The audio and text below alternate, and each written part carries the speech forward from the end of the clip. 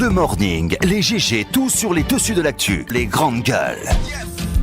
Parler beaucoup, manger l'argent, voyager beaucoup seulement, mais travailler beaucoup, créer des choses, emploi des jeunes, non, non, non. Les dirigeants africains, les dirigeants sont comme ça. Les grandes gueules. Vendredi 22 février, merci de nous suivre à la radio. Vous êtes à Cancan. Vous nous écoutez sur place sur 99 en modulation de fréquence, 99.7 dans 3 régions de notre pays, dans le Kakandé, dans le Fouta et dans la région forestière. Vous êtes à Kindia. Vous nous suivez à travers notre radio partenaire Kania Zik. Et à l'international, vous avez la possibilité donc de nous suivre sur www.espacefmguinée.info. 3 moyens pour donc nous suivre. Si vous êtes abonné Orange, vous réagissez via GG au 437 ou le 657 39 13 13 ou sur Twitter hashtag espace GG. Derrière vos réactions donc qui vont défiler le soir à la télévision et que nous allons relayer ici dans cette émission. À la une, premier tour de l'élection présidentielle au Sénégal, plus de 6 millions d'électeurs se rendront aux urnes ce dimanche 24 février pour choisir parmi 5 candidats face au sortant Macky Sall qui brigue un second mandat à la tête du Sénégal et qui se targue d'un bilan à juger élogieux par ses partisans. 4 candidats seulement se dressent. Il s'agit de l'ancien Premier ministre Idrissa Seck, du dissident Madické Niang, de l'âge Issa Sall de la liste du Parti de l'Unité et du Rassemblement, une formation issue de la confrérie musulmane de Tidiane, et du jeune Ousmane Sonko. La campagne présidentielle marquée par les diatribes de l'ancien président Abdoulaye Wade et par des accrochages parfois meurtriers par endroits se referme ce vendredi 22 février justement. Quels enseignements peut-on tirer de cette campagne? Quelles sont les attentes des Sénégalais? Pourquoi choisir tel candidat, préférer tel candidat à d'autres? Ce sont des questions qu'on se pose ce matin dans cette émission. Moussa Moïse Silla, envoyé spécial contre Dadafo Média, et on va l'appeler depuis Dakar. Et ici en plateau pour un débat contradictoire, M. Abdoulaye Banyan de la coalition APR et M. Maguette Mbodj, il est de la coalition Sonko Président. Ils vont nous retrouver dans la deuxième partie de cette émission. Ces questions qu'on se pose ce matin, que s'est-il réellement passé hier? Pourquoi le cortège de l'ancien ministre des Sports Siaka Barry, devenu opposant au régime en place, a-t-il été bloqué, empêché d'accéder à la ville de Sigiri? Dans quelles circonstances son cortège a-t-il été caillassé? On va essayer d'en savoir ce matin avec le principal concerné, M. Siaka Barry, président de Guinée Debout. On va l'appeler donc en direct depuis la savane guinéenne. Et si tout va bien, M. Sine Magasuba aussi. Il est le préfet par intérim de Sigiri. D'autres sujets viendront compléter ce menu pour votre information. Merci de rejoindre l'équipe au complet. Mohamed Mara, bonjour. Bonjour. Jacques Lewaleno, bonjour. Bonjour Aboubacar. Madame So Moussa Yoruba, bonjour. Bonjour Aboubacar. Ça fait grave à l'antenne. Bonjour Madame So. Bonjour, vous m'attendez? Bien. On va faire avec. Ça va se régler. Bonjour Mohamed Ali. Bonjour Aboubacar. Bien. Antoine Kigbafori Kourouma, bonjour. Bonjour. Bien. Je pense que le réalisateur il va essayer d'arranger tout ça. On commence Mohamed Mara avec cette affaire dite affaire Chérif, Lansana Chérif Aïdara, donc de la Lunagui. Pourquoi l'affaire n'est toujours pas judiciarisée? Vous posez la question ce matin. Je me pose vraiment la question parce que voilà, on se rappelle la célérité avec laquelle les 3 premiers dossiers après audit, notamment de l'OGC, de l'OGP, mais aussi c'était quoi la 3e régie déjà? C'était les 2 premiers. C'était les 2 premiers d'ailleurs. Ont été les 2 premiers. Le dossier a été directement déposé auprès du parquet et les 2 personnalités ont fait l'objet de poursuites. D'ailleurs, le patron de l'OGC, lui, a fait l'objet d'une condamnation. Voilà, on attend de voir la suite de ce dossier parce que, contrairement à ce que beaucoup de gens pensaient, qu'il n'avait été condamné qu'à 25 millions de francs, attention, ça c'était l'amende, mais derrière, dans la sentence toujours, il a été précisé qu'il devait rembourser totalement la somme et que l'État, sinon, était en droit de saisir l'ensemble des biens. Parce que ça, les gens n'ont pas cogité largement là-dessus. Voilà. Maintenant, le dossier Paul Moussa Diawara, lui, est toujours en débat. Et cette fois, on apprend, bizarrement, malgré la recommandation du Premier ministre qui a demandé directement à l'agence judiciaire de l'État de saisir les tribunaux, on apprend notamment par le site mosaicguinée.com que le dossier n'est toujours pas transféré devant un tribunal. Et l'agent judiciaire de l'État, maître Mori Doumbouya, affirme qu'il est en train d'ailleurs lui-même personnellement d'examiner ou de réexaminer ce dossier. Et que d'ailleurs, monsieur Chérif Aïdara aurait demandé une contre-expertise. Je me pose des questions. Vous vous rappelez, il y a 2 jours, je disais ici que j'avais été personnellement surpris lorsque le monsieur a été éjecté de son poste. Les grandes gueules. Notamment à sa promiscuité, je dirais, avec le chef de l'État. Tout le monde sait que le monsieur est protégé, c'est un proche du chef de l'État. Alors, on était étonné de voir qu'il avait des embrouilles. Et personnellement, je me suis toujours dit que le monsieur, il va forcément s'en tirer quand on sait comment tourne ce système. Nous sommes quand même dans un pays où le chef de l'exécutif peut intervenir dans un dossier judiciaire, vous l'avez vu à la faveur de dossier Fatou Badiar, sans que ni l'association des magistrats ne réagisse, encore moins d'ailleurs le Conseil supérieur de la magistrature. D'ailleurs, un clin d'œil à cette instance qui en ce moment est en train d'examiner des plaintes contre les magistrats, voilà, parce que c'est l'instance disciplinaire, notamment des magistrats, donc qui continue ses travaux. Monsieur Aïdara a le droit même de demander des contre-expertises, ce qui est normal.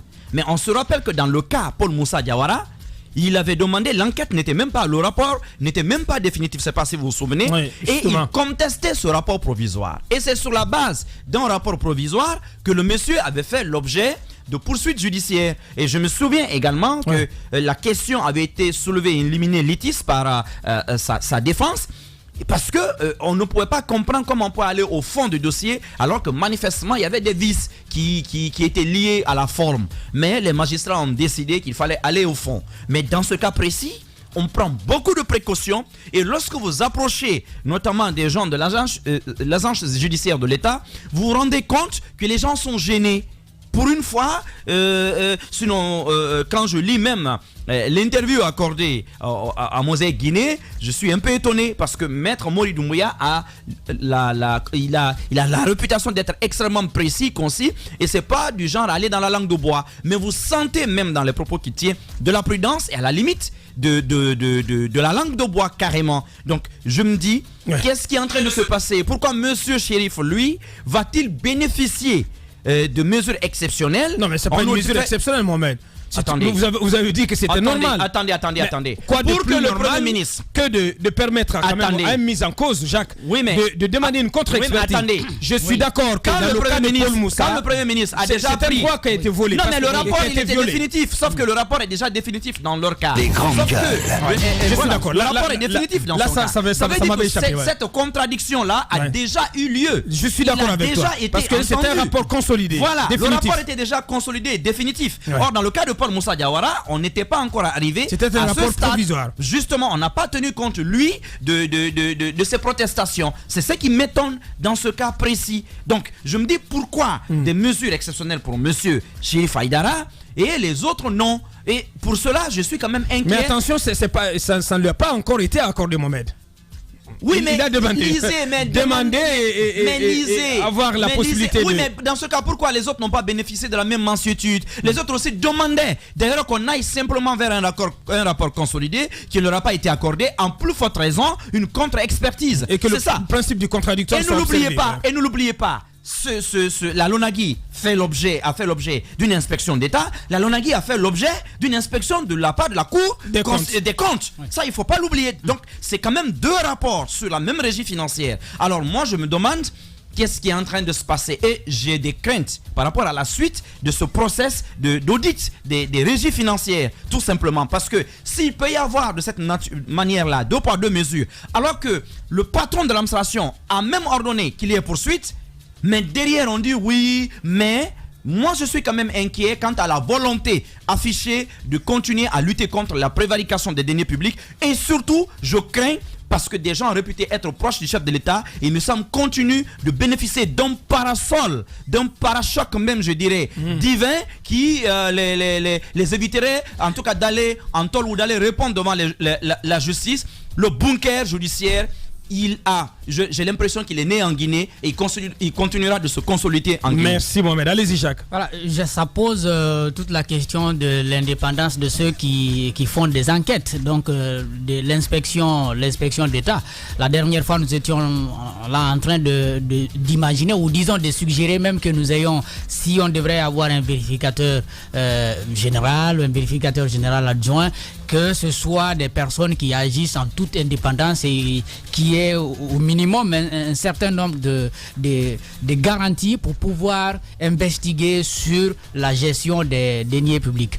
Maintenant, on sait, le cas Paul Moussa, mais également celui de l'OGC, il y a eu assez de communication autour, puisque, on peut le dire clairement, c'était les premiers cas pour lesquels il y avait eu une action prise au niveau du gouvernement pour aller vers des enquêtes, mais jusqu'à judiciariser les dossiers. Il y a eu assez de communication autour, il y a eu une médiatisation et on s'est dit finalement que peut-être qu'il y avait des visées politiques derrière.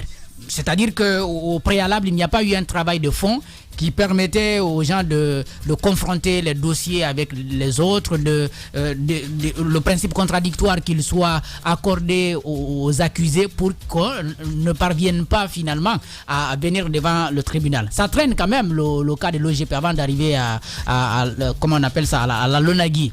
Ça traîne, ça a commencé avec l'OGC. L'OGC, il y a eu déjà un verdict. Maintenant, pour l'OGP, ça n'évolue pas. C'est comme s'il y avait des problèmes véritables que soit l'agent judiciaire de l'État est en train de rencontrer avec le dossier, ou alors... Le dossier OGP n'est plus au niveau de l'agent judiciaire de l'État. C'est devant la justice. De toute façon, c'est le poursuivant.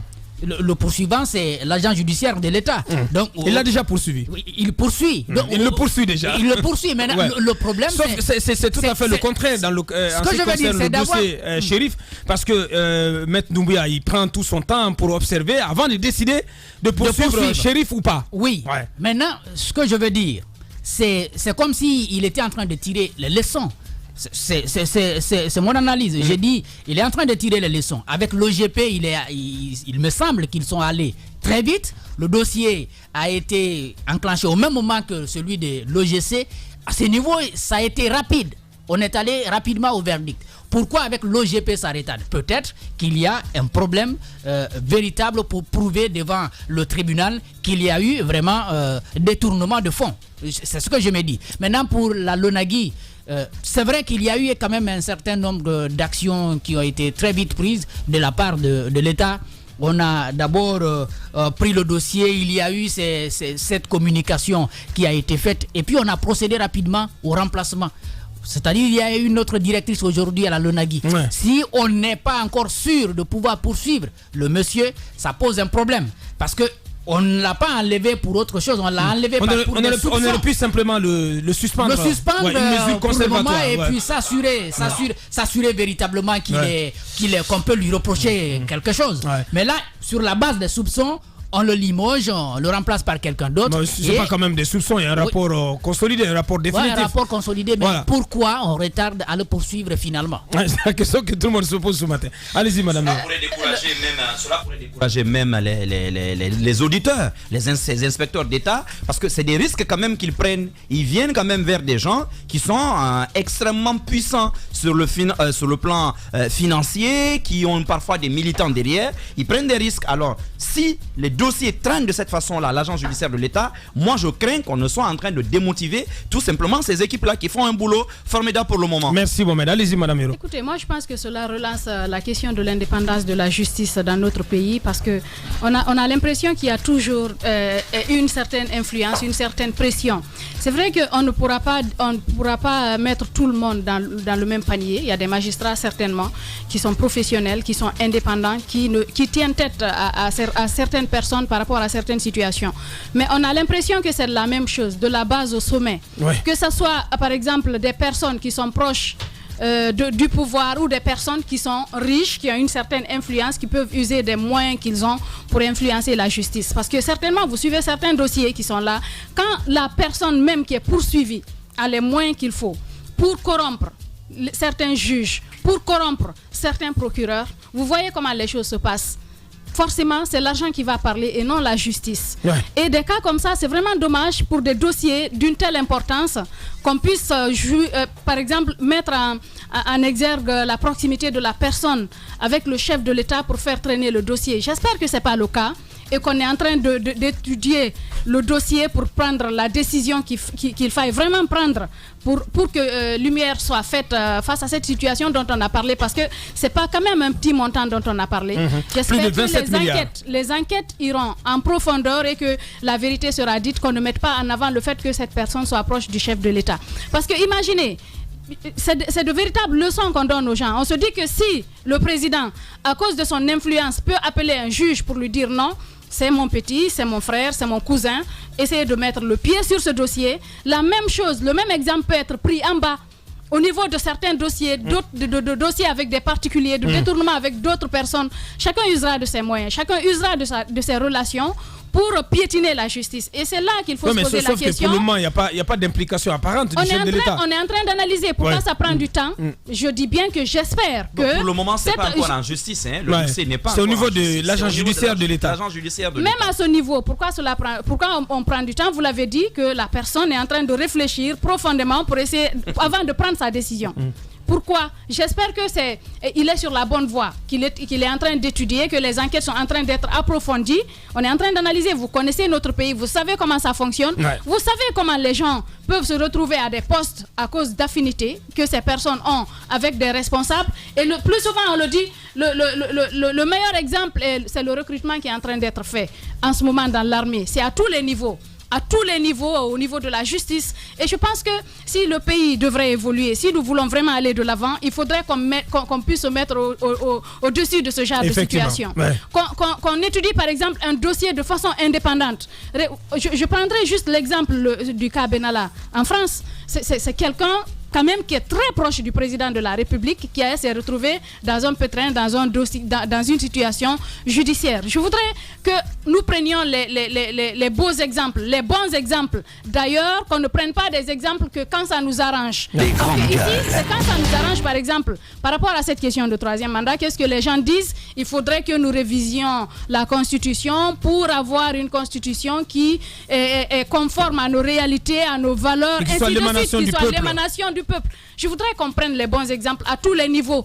Quand c'est bon, même si ça vient d'ailleurs, prenons les bons exemples. Bien. Et essayons de faire le travail comme cela se doit, que ce soit pour une personne qui est proche du chef de l'État ou d'un ministre ou de qui que ce soit, ou que ce soit une personne ordinaire, un citoyen lambda. Des grandes gueules. Je ne me poserai pas la question de pourquoi M. Haïdara a été limogé. Pourquoi? Du moment où la loi accorde au président de la République, sans explication, de nommer et de limoger un individu, je pense que je ne peux pas demander pourquoi il a été remplacé à la Lonagui. Maintenant, venant de l'autre côté, je pense, contrairement peut-être à ce que Jack dit et Amara, peut-être c'est pas aller plus vite. C'est pourquoi j'ai une autre logique. C'est pas aller plus vite parce qu'on estime peut-être que dans les deux précédents dossiers, on est allé plus vite, comme le disait tout de suite Jack. On est allé plus vite, donc on a commis des erreurs. Et pour ne pas que d'autres soient victimes des mêmes erreurs, cette fois-ci, il faut prendre le temps d'accorder ce principe contradictoire. J'aurais compris de cette façon si, par exemple, on avait accordé ce principe au premier dossier et au dossier suivant, on ne l'accorde pas. J'aurais crié tout de suite à l'injustice. Mais du moment où on n'a pas accordé au premier dossier, il y a toujours injustice. Oui, il y a toujours injustice. Mais maintenant, comment faut-il réparer? C'est la question qu'il faut poser. Est-ce que c'est en n'accordant pas ce droit à celui qui a ce droit-là? Ce que je suis en train de dire, c'est que le monsieur Haïdara, il doit bénéficier de ce principe de contradiction, par exemple, dans le dossier. Alors, est-ce qu'il faut le lui refuser parce qu'on a refusé aux deux précédents dossiers? Non, il faut voir comment réparer l'injustice commise dans les deux précédents dossiers. Mais M. Haïdara doit bénéficier de ce principe-là. Et si ça retarde, que ça retarde, la justice retarde. Moi, c'est ma pensée et je pense que c'est ce qui doit faire. J'ai bien envie de comprendre. Il y a deux choses qu'il faille distinguer. On n'est pas encore en justice. Ça, c'est un. Secondo, ce dont il est question, il n'appartient pas à l'agent judiciaire de l'État de décider d'une contre-expertise ou pas, à moins que je sois en train de me tromper. Il représente l'État lorsqu'il s'agit de poursuivre. Haïdara a demandé une contre-expertise. C'est bien ce que tu as dit. Il a demandé une contre-expertise. Oui, mais à qui? C'est que ce stade, il me semble dépassé. C'est ce que je dis. L'inspection générale d'État a déjà suivi tout le process. Je suis là en discussion en ce moment avec quelqu'un qui est là-bas. Toutes les étapes ont déjà été franchies. Le dossier est bouclé, il est définitif. On dit à celui-là qui peut poursuivre au nom de l'État, maintenant on veut que tu poursuives. Lui il dit non, je réfléchis encore. Non, j'examine. J'examine encore. Voilà, il dit j'examine. Voilà. Oui, je prends le temps d'étudier le dossier. La question est de savoir, est-ce que lui il est dans son rôle de dire s'il doit examiner ou pas cette requête. Est-ce que c'est à son niveau que cette requête doit être posée? Moi c'est la question que je me pose. Je ne sais pas si vous voyez mes inquiétudes. Parce que toutes les étapes ont déjà été franchies. Lorsqu'il y a un vice de forme, qui le constate et à quel moment? Non, ça c'est le juge. Non, ça c'est le juge. Je pense bien le juge, on n'est pas là-bas. Que l'agent judiciaire de l'État est dans son rôle. C'est à lui de décider de poursuivre ou pas, mais sur la base d'éléments de preuve en sa possession. Décider de poursuivre ou pas, attention. Celui-là qui devait décider, attends, il y en a deux dans cette histoire. C'est le chef de l'État. Et donc, qui, par l'entremise du Premier ministre, a écrit déjà à l'agent judiciaire de l'État pour lui demander de poursuivre. C'est ça mon inquiétude. Le Premier ministre a déjà demandé, on l'a tous suivi, on a tous suivi la correspondance, l'État demande déjà de poursuivre. Alors pourquoi au niveau de l'agent judiciaire de l'État, on traîne des pieds alors que toutes les procédures, parce que l'État a mis de gros moyens pour auditer, l'État a précipité ses meilleurs agents, des inspecteurs généraux d'État pour vérifier. Il y a un vérificateur général qui a vérifié tout ça. Et en fin de compte, on dit oui, il y a prévarication, il y a de forts soupçons de prévarication. On veut qu'un juge maintenant tranche. Et puis sur la route, celui-là qui est chargé donc de prendre le dossier, de défendre les intérêts, voilà, d'aller représenter l'État, traîne des pieds et dit je ne suis pas totalement sûr, je vais encore examiner ce que dit l'autre. La question, moi c'est là où je me la pose. Bien, je sais pas si tu me comprends. Oui, on se comprend maintenant. Voilà, allez-y. C'est que moi je ne comprends pas à ce niveau. C'est que l'agent judiciaire, c'est lui en dernier lieu qui doit représenter l'État dans ce dossier. Ouais. Mais c'est la même personne morale qui agit. Si on n'est pas sûr que le dossier pourra aboutir en justice, on continue à vérifier l'intérieur. N'oublie pas que l'agent judiciaire de l'État, il est nommé, il n'est pas élu. Les grandes gueules. Il défend les intérêts de l'État. Il défend les intérêts de l'État, tout comme le président Condé, tout comme le Premier ministre. J'estime que c'est le même homme qui agit, même si ce n'est pas de la même personne physique. Mais c'est le même homme. Il peut prendre le temps nécessaire pour vérifier l'intérieur du dossier afin d'aboutir, parce que c'est nous qui décrions encore à l'injustice lorsque le monsieur est injustement incarcéré. Merci. Allez-y, Antoine, pour clore. Paul Moussa Diawara doit être forcément en train de rougir de là où il est, parce que il doit se dire que M. Doumbouya, dans ce dossier, il a fait du 2 poids 2 mesures. Lorsque moi j'ai eu besoin de contre-expertise, on ne me l'a pas accordé. Et maintenant on le fait pour le cas de Chérif Haïdara. On ne l'a pas encore fait, Antoine. Non, attention. J'ai l'impression que l'on a. On n'y est pas encore. J'ai lu l'interview de Doumbouya sur le site Mosaïque. On n'y est pas encore. Il dit qu'il est en train d'y réfléchir. Le simple fait d'y réfléchir signifie que c'est pas exclu qu'il le fasse. Et donc, à mon avis, s'il ne l'a pas fait pour les autres cas précédents, il ne doit pas le faire pour le cas suivant. C'est ce que je dis. Parce qu'il aurait du 2 poids 2 mesures. On a vu cette lettre du Premier ministre annonçant des inspections au niveau de certaines autres épiques à travers le pays. On a cité quelques-uns d'entre eux. On a comme l'impression que ces gens, avant d'être poursuivis, sont déjà culpabilisés. On les culpabilise avant poursuite. Paul Moussa, avant que justice soit rendue... On ne les a pas culpabilisés. Non. C'est l'impression que l'on a à Bakar Diallo. Paul Moussa, avant d'être démis de ses fonctions, lorsqu'il a été avéré ou lorsqu'il a été défini qu'il y a eu malversation financière à l'OGP, beaucoup ont estimé que Paul Moussa était un gestionnaire malveillant qui ne gérait pas bien la chose publique alors qu'il n'avait pas encore été jugé. Et donc, si jugement n'a pas encore été rendu et que la personne aujourd'hui est diabolisée, j'estime que l'agent judiciaire de l'État doit beaucoup faire attention dans cette démarche. Si il a commis des erreurs dans le passé, c'est certes normal qu'il tente de se rattraper pour les cas suivants, mais en le faisant, qu'il arrête de faire de l'injustice, parce que pour moi, encore une fois, il y a du 2 poids 2 mesures dans cette démarche. Et il n'est pas exclu que dans ce dossier concernant Chérif Haïdara, qu'il tente de faire de la contre-expertise, ce qu'il a refusé au cas précédent. L'autre chose que je veux rajouter pour clore peut-être, c'est que Haïdara n'est pas le seul protégé d'Alpha Condé. Paul Moussa l'est aussi. Paul Moussa, on se rappelle tous des relations entre lui et le président, mais ça n'a pas empêché que celui-ci soit démis de ses fonctions et poursuivi devant la justice. Et donc, si Haïdara... Moi, je pense que c'est un faux débat qui dit tel est protégé ou tel n'est pas protégé. C'est ce que beaucoup disent. Mais s'il était protégé, mais il n'allait pas être poursuivi. C'est ce que je dis. Haïdara, il n'allait pas être dégommé. Lorsque Marat s'exprimait, il a estimé que la promiscuité entre Alpha Condé et Chérif Haïdara pourrait être à l'origine... C'est un faux débat. Voilà. Et donc, j'estime que si Paul Moussa n'a pas bénéficié de la protection d'Alpha Condé, je ne vois pas pourquoi Chérif Haïdara en bénéficierait. Et donc, je ne crois pas que cela soit possible dans ce cas-ci. Bien. Donc on continue à décrypter l'actualité dans cette émission. On parle à présent de cette installation, l'installation enfin des maires de Matoto et de Ratoma ce vendredi, Jacques.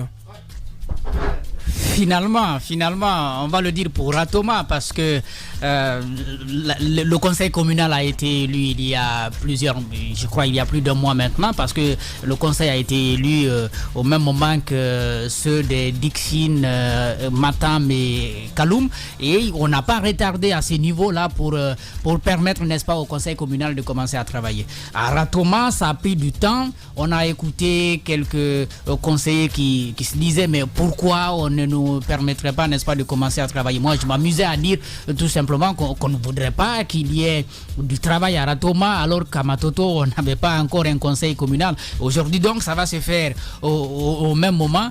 Ça va donc sonner la fin, finalement, de l'installation des exécutifs communaux. Ouais. Et puis se projeter, n'est-ce pas, à l'avenir, parce qu'il y a beaucoup d'autres choses qui restent encore à faire.